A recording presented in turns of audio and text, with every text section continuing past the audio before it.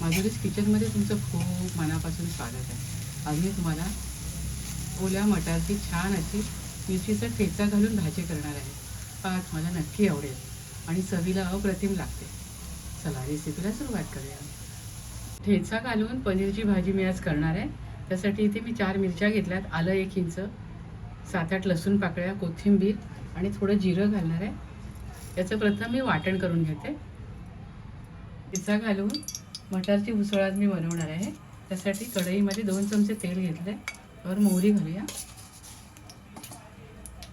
मोहरी छान फुलली की हिंग घालूया. कढीपत्ता घालूया. मोहरी छान फुलली की यावर आपण कांदा घालूया.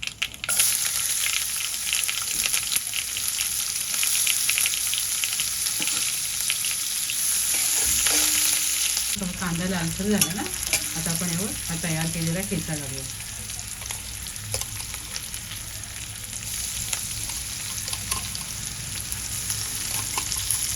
भाजी छान स्वादिष्ट लागते याची आणि परतून घेऊया आपण छान. चवीप्रमाणे मीठ घालूया आणि परतून घेऊया. इथे मी 1 वाटी मटार उकळून घेतले होते, ते आपण यावर घालूया. उकडल्यामुळे भाजी पटकन होते. थोडी कोथिंबीर घालूया आणि कांद्याची पात घालूया.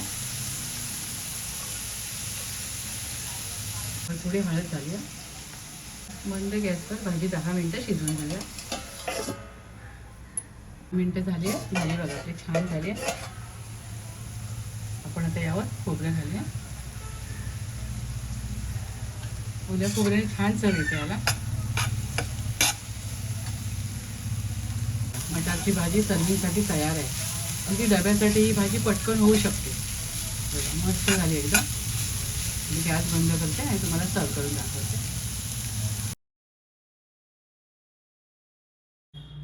इथे छान चमचमीत अशी मिरचीचा ठेचा घालून मी मटारची उसळ बनवली आहे. खूप चवीला भारी झाली आहे आणि ही रेसिपी पटकन होते.